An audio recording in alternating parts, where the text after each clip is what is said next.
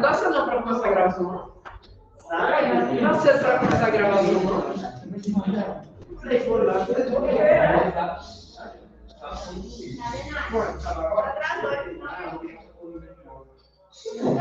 é gravação. Então, juro que é hoje. Cadê a vaga? Cadê a vaga?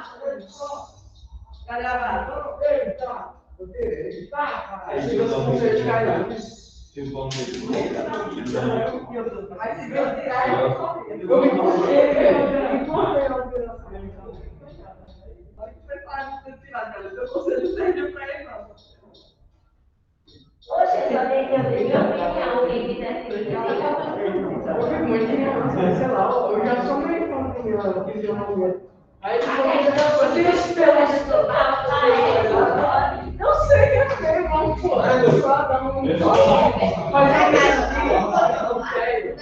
Eu vou mandar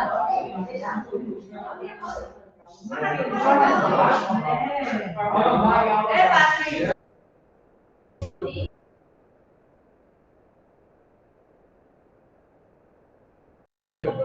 Eu sou interno.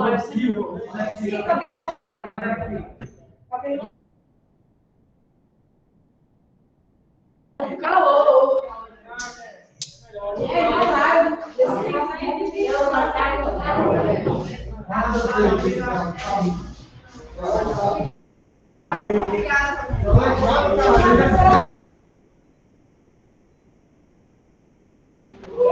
Abraço. Abraço em cima, tá ligado? Assim, virtual. Vai ver abraço. Bom dia, meninos e meninas. Levar em casa é tristeza, viu? Ei, eu acordei hoje com o nariz entupido. Bom dia, Lene. Pessoal de casa e pessoal de classe. Tira a câmera da minha cara.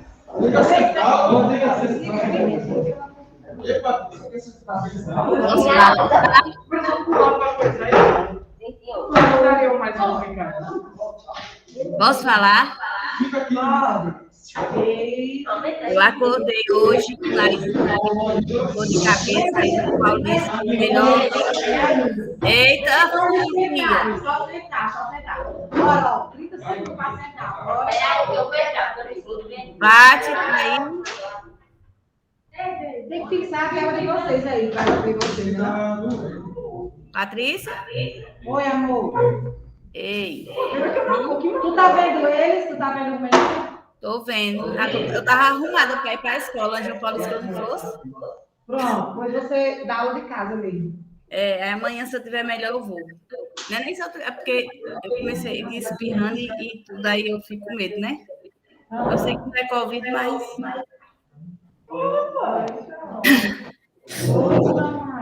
Meninos, nossa primeira aula é de sociologia e nossa última de história, né?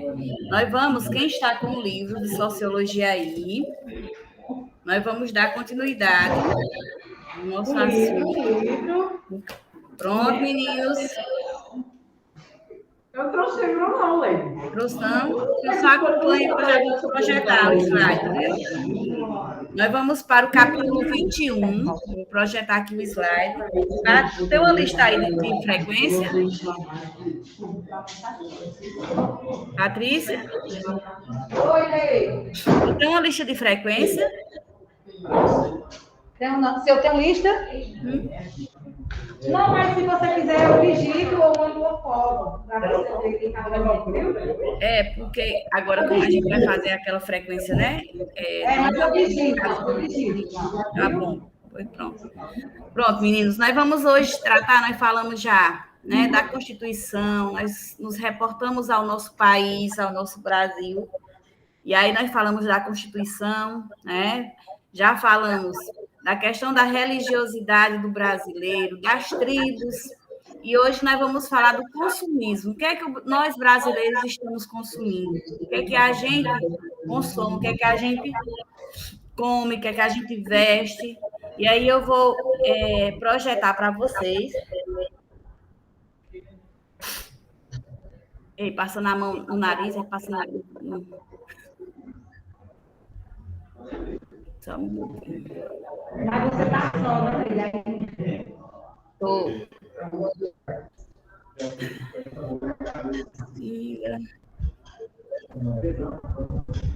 O nariz está parecendo que tem 10 um monte de pimenta dentro.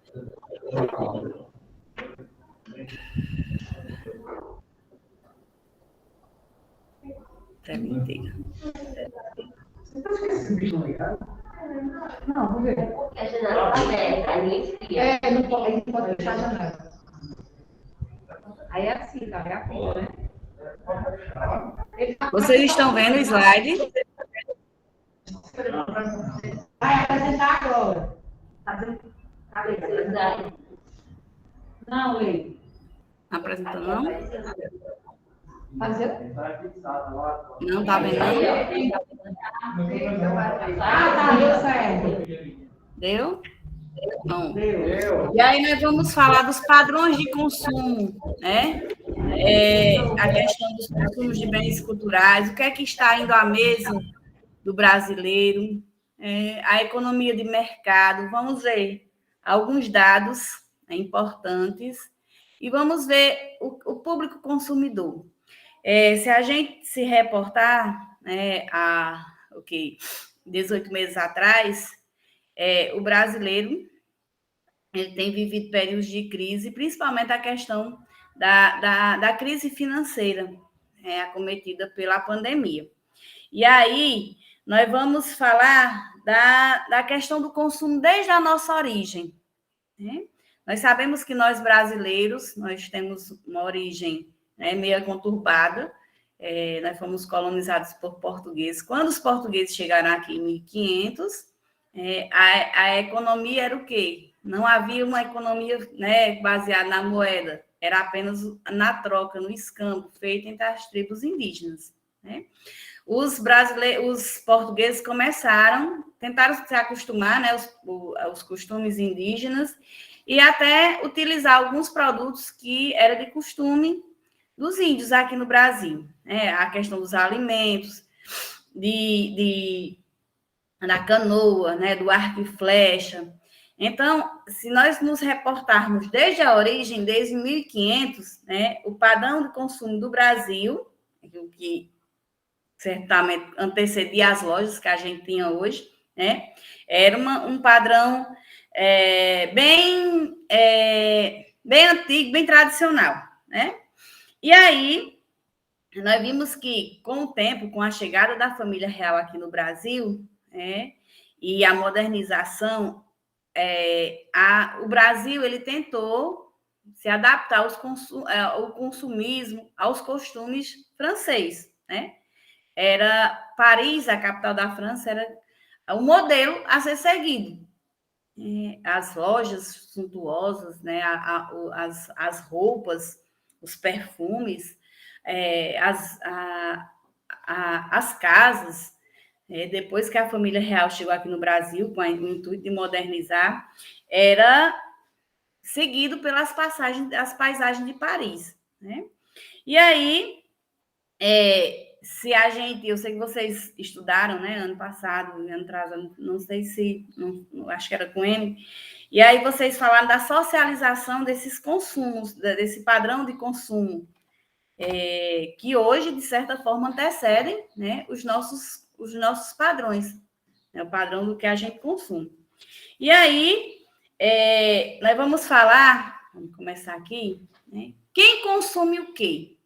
Vocês têm ideia do que nós, brasileiros, do que a gente consome e quem é que consome? Por exemplo, quem consome coisas que tem... Por exemplo, quem é que consome um sanduíche no McDonald's, por exemplo?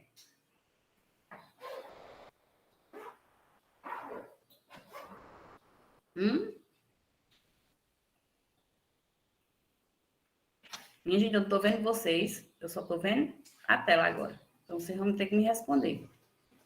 Patrícia, eu não estou escutando nada. Eles estão falando? Eu desliguei porque estava barulho, aí agora eu liguei tudo. Perguntou quem Mas consome está o quê? falando. Então, se a gente colocar, tipo, uma série, uma lista de itens, por exemplo, quem que consome tipo, aquelas comidas prontas, por exemplo, no McDonald's, no Burger King, no Habib's, quem consome isso? Quem tem costume de consumir essas coisas? Jovens? Todo mundo? Pessoas? Jovens, né? Geralmente pessoas, né, que de alguma forma a gente se reporta nas nossas cidades, mas que de alguma forma tem a possibilidade de ir para outra cidade, né? De alguma forma tem um poder aquisitivo maior. A questão do entretenimento. Alguém pode me dar uma ideia do tipo de entretenimento que, de alguma forma, seja a moda, né, entre os jovens, seja a moda atualmente? HBO Max. Patrícia, tu me diz aí que eu não estou escutando, não, o que é que eles estão dizendo? Oi, Leide. Netflix. Amazon Prime. Netflix, o que mais? Amazon Prime. Amazon Prime, o que mais? Em qual momento vocês usam essas formas de entretenimento? Essa gaiata que disse YouTube.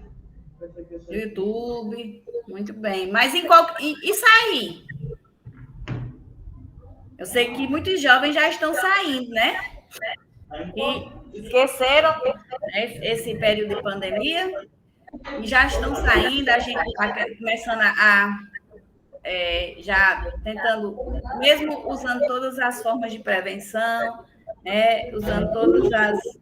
atendendo os protocolos sanitários, a gente já está saindo, né? E a questão de sair, esse entretenimento, é só na televisão, quais outras formas que vocês podem se entreter? Lendo, o que mais? Jogando. Saindo, né? E eu queria que vocês me dissessem de que forma há uma união entre consumo e lazer.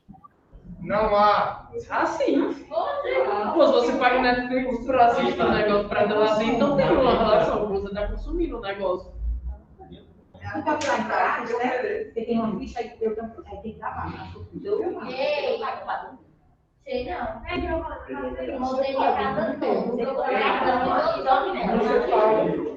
Hein, gente? O que mais? Vanil disse que de alguma forma, né? Tem gente que só assiste comendo, né? Aí também tem isso, né? Por exemplo, até a questão por exemplo, alguém vai no cinema, né? Você já associa que você vai para o cinema, você tem que levar a pipoca e um refrigerante, né? Quando você assistir um filme em casa, então você não precisa nem ser no cinema mesmo. Até quando assistir um filme em casa, né? A gente já associa o quê? Pega perto da televisão, ó, quando termina o filme, só que tem a vasilha suja, né? Então, embalagem de achocolatado, de suco, né? Porque a gente tem essa mania, muitas vezes, de associar a questão do consumo ao lazer. Gente, eita Jesus Cristo! E aí a gente tem a mania de associar. A mania não, é do ser humano, né? Da gente, por exemplo, vai sair, a gente vai consumir alguma coisa para passear, né? Assim, quando vai passear, já vai pensar em comer, né? Então, há essa união, essa relação entre consumo e lazer. E como é que nós brasileiros, vocês podem até falar por vocês, como é que a gente preenche o tempo livre? Se ferrando. Como, Vanildo? Sendo oprimido pelo sistema. O que mais? Alguém discorda de Vanildo ou concorda que a gente é oprimido pelo sistema, de que de alguma forma a gente tem que se adaptar, Professor Letícia, né? O sistema, ele requer, ele quer essa adaptação da gente na questão do consumismo. Se a gente não consumir, não está na moda, se a gente não se adaptar, não está na moda, né? Então, os brasileiros, eles preenchem o tempo livre, como eu posso falar, relacionando muitas vezes o consumo ao lazer, né? E aí, quais são os padrões de consumo? Como é que a gente pode definir padrões de consumo? E coisas que estão no popular, na atualidade. O que mais? Como é que a gente define esses padrões de consumo? E geralmente algumas coisas que os famosos de hoje em dia mostram nas suas redes sociais e que levam as pessoas comuns vontade de comprar ou utilizar. Tipo um Nike, tá ligado? Patrícia, tem alguém digitando no chat? Eu não estou vendo. Aí colocou assim, alto e baixo custo. Hã? Tem só um, só a Bicalhando no chat. Como é, Cacá? Lê para mim, Patrícia. Ela colocou assim, alto e baixo custo, fez uma pergunta. Se eu estiver escutando, eu grego. Padrões de consumo de alto e baixo Desse custo. jeito, alto e baixo custo. Pronto, é o padrão de consumo, alto e baixo custo. Ela perguntou. Isso. Entendeu, Leide? Entendi. A questão do alto e do baixo custo. Isso aí está relacionado diretamente ao nosso padrão de consumo, né? Por exemplo, a gente costuma classificar as pessoas pelos bens que elas consomem, né? A gente costuma distinguir as pessoas pelos bens que elas consomem. Por exemplo, quem você vê assim, fulano anda no carro do ano, né, ou no carro chique, é porque tem um padrão de um nível, né, bem elevado. As pessoas, elas... Então, a gente tende, né, muitas vezes até de forma preconceituosa, definir a própria sociedade, né, como até Vanildo falou, que nós somos vítimas do sistema, e aí a gente classifica as pessoas pelos bens que elas portam, pelos bens que elas consomem. Por exemplo, no cinema ou no filme, as pessoas que não foram devidamente alfabetizadas não conseguirão de forma alguma ver o filme legendado. Até a gente mesmo que muitas vezes lê de forma devagar e às vezes até custa, né, a fazer a leitura, a interpretar, a gente tem essa dificuldade de assistir. Às vezes não sabe nem ler. É isso mesmo, às vezes não sabe nem ler, né? Então, é um padrão de consumo também. As pessoas que não são alfabetizadas, elas não vão conseguir acessar a Netflix, no caso, num filme que não é dublado, que só é legendado, né? Então, os padrões de consumo têm relação direta com o acesso às pessoas a certos bens e serviços, né? Então, há uma relação, gente, como o Vanildo falou, da questão do sistema, da questão do padrão de consumo, dessa relação, né? É o próprio sistema, é a própria sociedade. Somos nós, né, que de alguma forma a gente tem... nós somos distintos, né, de acordo com o bem que nós consumimos, que nós portamos. Alguma dúvida até aí, pessoal? Não. Pronto. Economia de mercado, né? O que seria essa economia de mercado? É um sistema econômico baseado na divisão do trabalho, em que os preços de bens e serviços são livremente determinados de acordo com a oferta e a demanda. Nós falamos muito da questão de oferta e procura quando nós estudamos lá a crise de 29. Né? Quando a gente estuda a questão das revoluções industriais, né? Da questão da produção de bens de consumo. Então, há uma relação, a economia de mercado ela é gerida, ela só funciona, né? Quando há um acordo com a oferta e a demanda. Por exemplo, nós vamos na cidade, né? Pronto, vamos pegar o dia de ontem, né? A questão que a gente tem é o consumo, faz com que a questão do sistema em si, indo para onde o Vanildo falou, a gente associa que no dia da criança, no dia da mãe, no dia do pai, né? A gente dá um presente. A gente compra um presente para a criança, para a mamãe, para o papai. E aí, quando está bem próximo daquelas datas, né? Você já prestaram atenção que os preços vão lá para cima, né? Às vezes a gente assim, não, a gente só vai comprar um celular, uma televisão, quando passar o dia das mães, ou quando passar o dia dos pais, que entra em promoção. Eu sei que todo mundo já fez isso, né? A gente só vai lá comprar tal coisa no supermercado quando tem promoção. A gente só vai na pizzaria no dia de segunda e terça que tem promoção, não é? Então, isso daí é o que a gente chama de economia de mercado. É um sistema econômico, né, baseado na questão do acordo, né, da relação entre a oferta e a demanda. Por exemplo, né, vocês já viram lá no supermercado, né, quando o inverno é bom, quando há muita produção de feijão ou de arroz, o preço vai para baixo. Né?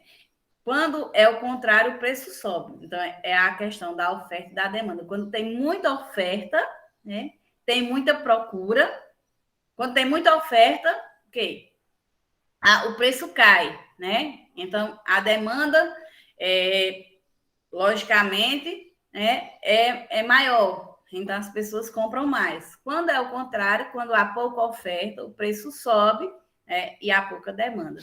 Então, a economia de mercado, esse sistema econômico, né, baseado nessa divisão de trabalho que preços de bens e serviços são determinados pela essa relação de oferta e de demanda, é o que nós chamamos de economia de mercado. Ficou claro, pessoal? Sim, Leide. Bom. Há bens duráveis, não duráveis, né? Há bens essenciais, há bens supérfluos, há bens tangíveis, entre outros. Quem sabe me dizer, me dá uma ideia, um exemplo de bens duráveis e não duráveis? Uma casa como um bem durável. Uma casa como bem durável. O que mais? Meninos da sala. Roupa como não durável. Que mais? Bens duráveis, automóveis, né? Eletrodomésticos. Está aí no livro de vocês, na página 337. Quem tiver com o livro, puder acompanhar, né? Não duráveis, né? Alimentos, bebidas. Que mais que a gente geralmente não dura, né? Brinquedos, né? Bens essenciais, o que é isso? Que a gente necessita, né? Que de alguma forma eles são duráveis ou não, a gente necessita, como a questão de alimentos, né? De roupas, de medicamentos, de energia elétrica, né? De lazer, de aprendizagem. São bens essenciais, gente, que muitas vezes podem ser duráveis ou não duráveis. Alimentos são essenciais, né? O bagulho essencial aí. Alimentos, medicamentos, vestimentas. A aprendizagem é um bem, né? Que muitas vezes, de toda forma, a gente paga, né? Ou com nossos impostos, né? Ou não, mas ou no próprio dinheiro, numa escola particular, mas é um bem essencial. Né? O que mais? E o bem supérfluo? O que é que vocês podem me dizer como bens supérfluos? São as coisas que a gente consome, mas não necessita, tipo celular de qualidade, televisão grande. Videogame, né? Refrigerante, até um automóvel. né? Muitas vezes a gente consome, mas a gente usa, a gente tem, mas que de alguma forma é supérfluo, né? Então, é bens que a gente consome, mas que de alguma forma a gente poderia sobreviver sem eles, sem ter, sem tê-los, né? Uma máquina de foto, celular moderno, como o Kailane está falando, como o outro, que é bem mais simples, tem a mesma funcionalidade, né? Aí ainda tem os bens tangíveis, né? E os bens intangíveis. O que seriam esses bens tangíveis? Né? São os bens concretos, como o Kailane falou, que são duráveis, que são essenciais, que são concretos, como, por exemplo, terrenos, né? Casas, máquinas, lata de refrigerante, são bens tangíveis que a gente pode pegar.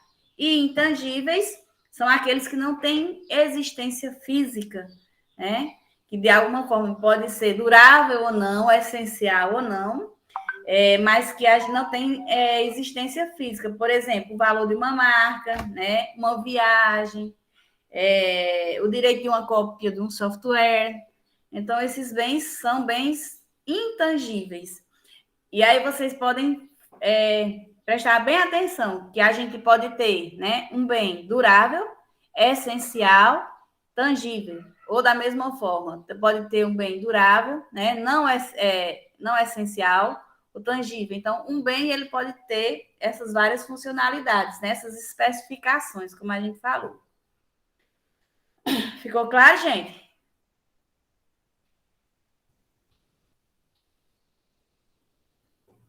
Pati?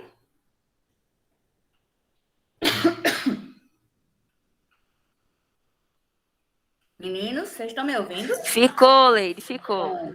Tu vai me dizendo, Kailane, que eu nem estou vendo nem tela, nem estou vendo ninguém, nem estou escutando. Porque desligaram o microfone aqui. Pronto. E o consumo de bens culturais? O que seriam esses bens culturais? Teatro, cinema. Isso, são teatros, cinemas, né? Que são variáveis, né, de acordo com as nossas condições socioeconômicas, né?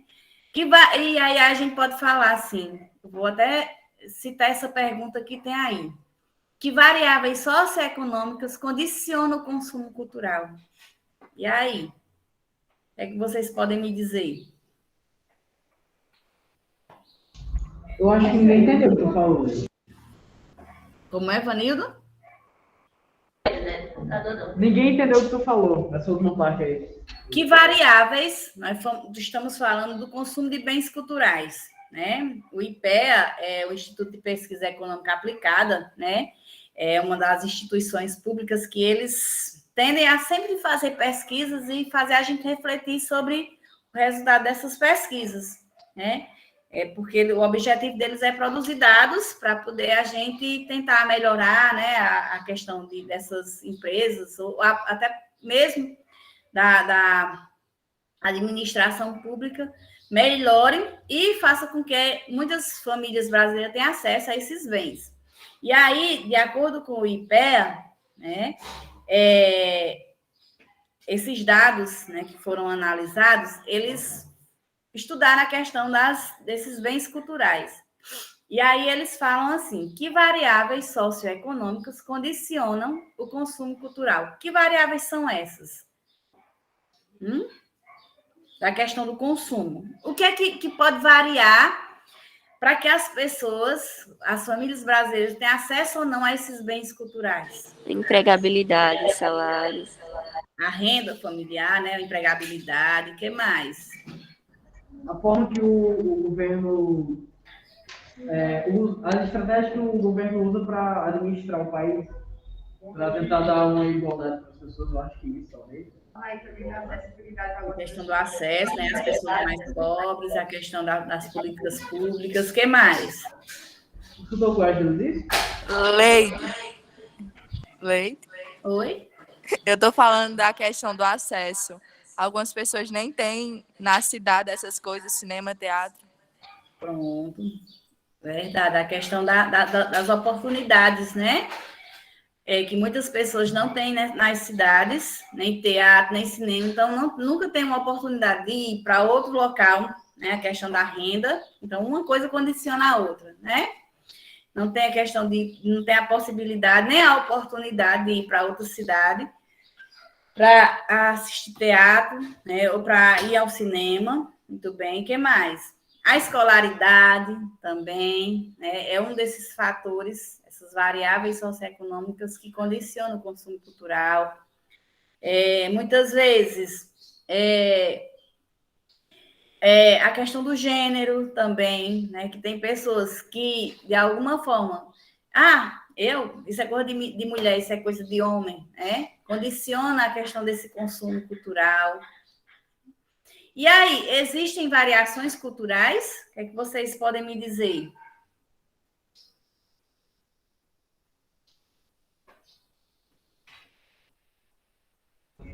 Defina o que seria essa variação cultural. Diga assim logo, papai. Como é, Vanildo? Defina o que seria essa variação cultural. Ele seria a nível nacional, internacional? Pode ser, essas variações podem ser regionais, né? Podem ser... Existem. Você pode me dizer por quê, Cacá? Você acha que existem? E aí vai lá para o que o Ângelo falou, né? A questão das variáveis, né? As variáveis socioeconômicas estão ligadas, muitas vezes, diretamente a uma região, a uma determinada região. Né? Ô, Leide, Pedro está querendo se apresentar aqui.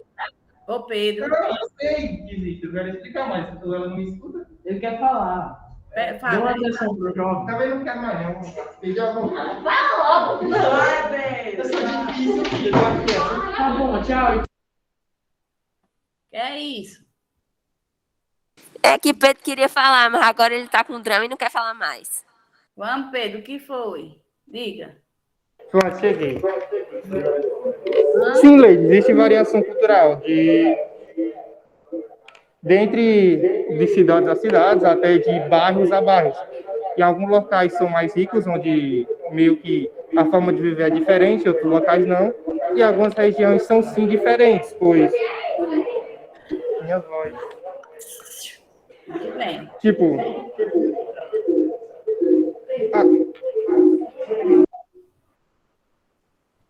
Pronto. Então, existem essas variações, né, como a gente falou.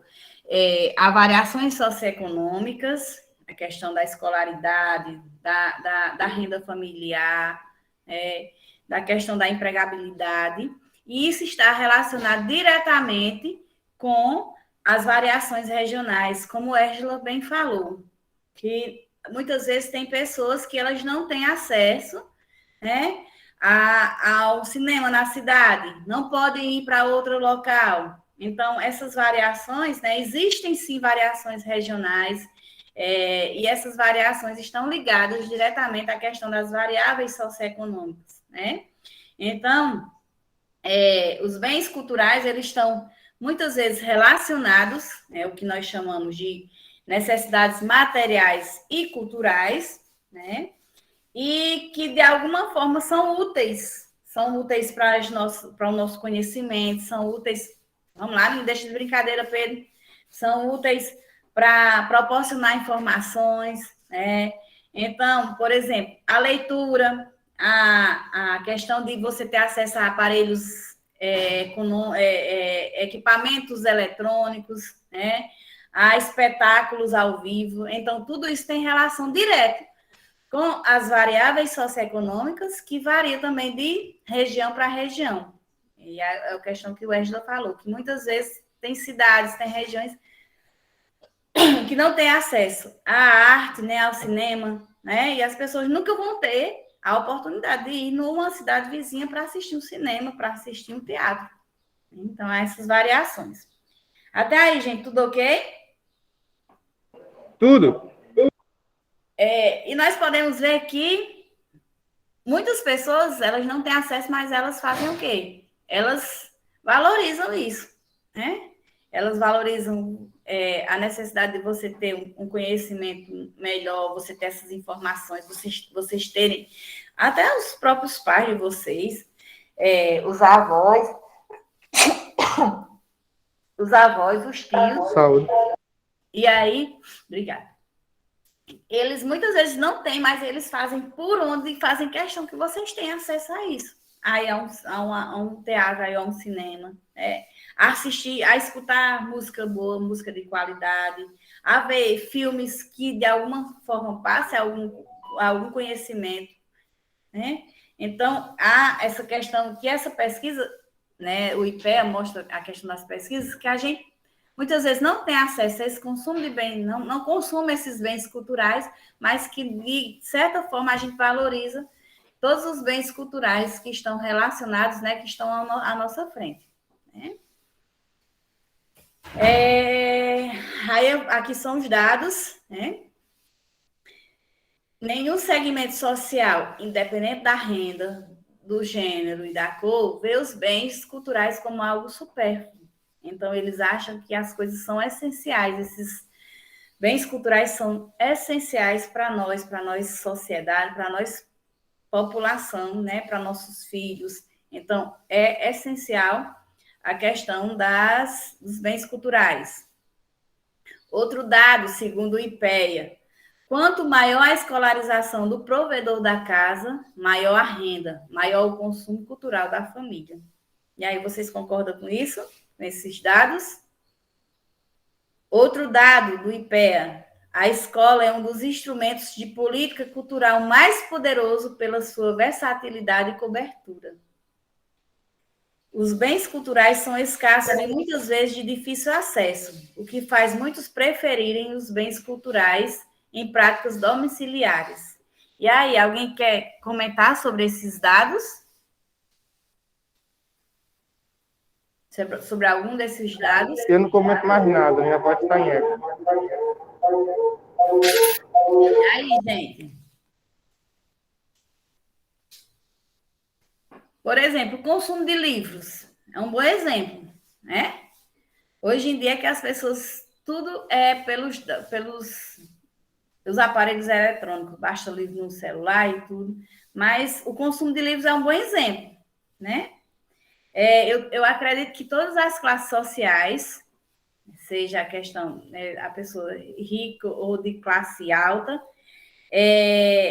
ele acredita que o consumo de livro é algo importante, é algo bom para a aprendizagem do filho ou das pessoas mais maduras, né?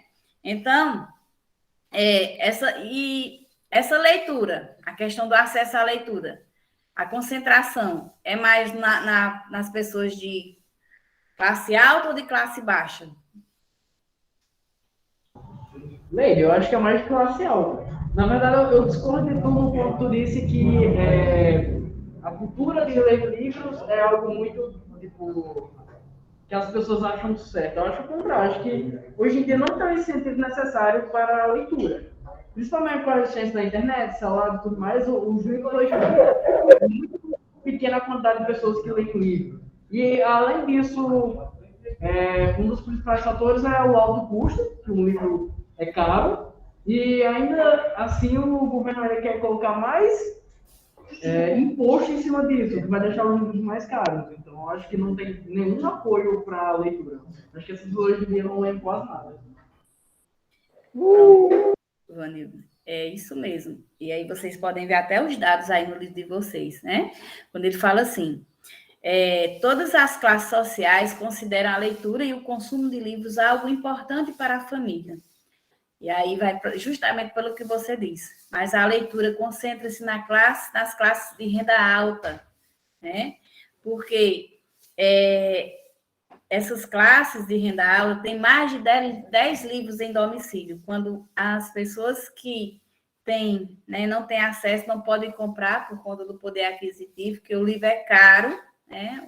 Você comprar um livro bom, hoje em dia custa muito, as pessoas, né, nem conseguem comprar, e aí não tem acesso, você for ver, quase ninguém tem um livro, né? Foi caro em casa. Então, só quem tem acesso e consegue comprar os livros são as pessoas que têm, né, nas classes de renda alta. Então, aí hoje em dia, com acesso à internet, com acesso à questão de aparelhos eletrônicos mais modernos, mais sofisticados, as pessoas, elas mesmo conseguindo comprar o livro, elas conseguem baixar no seu aparelho.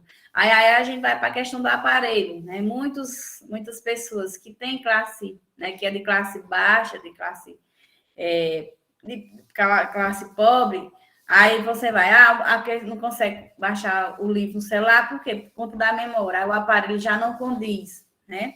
Apesar de todas as classes sociais considerarem, né, a questão do livro ser essencial e ser importante, há essa diferença, né, com relação ao acesso ao livro. Muito bem, Vanildo. Belíssima colocação. Alguém mais? E aí a gente vai justamente para esse pontinho aí, por último, né? Os bens culturais são escassos e muitas vezes de difícil acesso, o que faz muitos preferirem os bens culturais em práticas domiciliares, né? Aí a questão dos vídeos, filmes, né? De assistir coisas na TV, até mesmo no YouTube. Por quê? Porque são escassos e muitas vezes de difícil acesso para as pessoas mais pobres. Alguém mais quer fazer alguma colocação com relação a esses dados?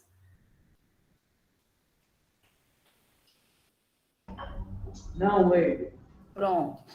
E aí, uma pesquisa, né, da Fundação Getúlio Vargas, ele fez uma pesquisa e ele colocou essa pergunta: o que pensa e faz o carioca da Zona Sul em relação à cultura e equipamentos culturais? E aí ele foi justamente para a questão do Rio de Janeiro, né? Para os cariocas da Zona Sul, da classe alta, né? E aí, para vocês verem a relação, né, das pessoas, os cariocas mais ricos, ele diz assim, que a cultura se aprende em casa. O teatro é a forma de cultura mais apontada como típica do país. A grande maioria das pessoas apoia incentivos à cultura. Violência prejudica o acesso à cultura. E cultura também é diversão. Então, muitas vezes, essa relação da valorização com a questão da renda, da escolaridade, da aprendizagem. Nós temos acesso à escolaridade, a gente já tem uma mentalidade mais aberta, a gente valoriza o teatro, valoriza a cultura. Já temos pessoas que têm um acesso já menos, mais restrito, que não tem muita questão até a questão da escolaridade, eles dizem, isso é besteira, né? Meu pai fazer teatro para quê? Maria, o menino vai para a escola só fazer besteira, só cantar, só dançar, só brincar, né? Eu já vi pessoas falando isso. Isso é a pessoa que não quer dar aula, enrolar, né? Leide. Oi. Leide. Oi. Como assim? Tem como explicar? Violência vai implicar no desenvolvimento da cultura. Em que sentido a senhora implica Porque, isso? assim, violência prejudica o acesso à cultura. A gente vai lá para o capítulo passado, né? A questão do acesso das regiões, né? Muitas vezes nós comentamos muito essa questão da violência, da sociabilidade violenta, né? O que seria essa sociabilidade violenta? A situação que você vive, o meio social que você vive, de alguma forma, gera a violência, faz as pessoas, muitas vezes, serem violentos. Não é que pobreza esteja relacionada à violência, nós desmistificando essa frase, não foi? Aí a gente vai lá para a questão da sociabilidade violenta. A questão do meio social, do meio que você vive, de alguma forma tende a conduzir você à violência. Aí a gente vai para a questão da violência, né, com relação à cultura. A violência prejudica o acesso à cultura. Se você vive em meio à sociabilidade violenta, né, é muito difícil um meio cultural, uma variação cultural como acesso ao teatro, à música, ao cinema, que esse meio cultural esteja empregado, né, naquele meio social, naquela região. E aí, por isso que ele fala que o pessoal lá da Zona Sul diz que a violência prejudica o acesso à cultura. Porque muitas vezes a criança que tem, né, que vive no meio, o jovem que vive no meio, mesmo que seja numa favela, né, mas que ele não viva na questão da sociabilidade violenta, no meio social violento, ele tem mais acesso à cultura. Já diferentemente... Ô, Leide, Oi, já acabou. já tocou? Já. Até mais tarde, meninos. Beijo, beijo. Cadê vocês? Eu nem vi que tocou.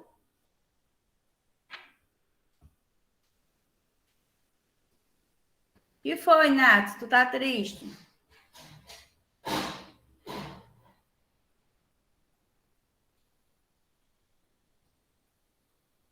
Natiane?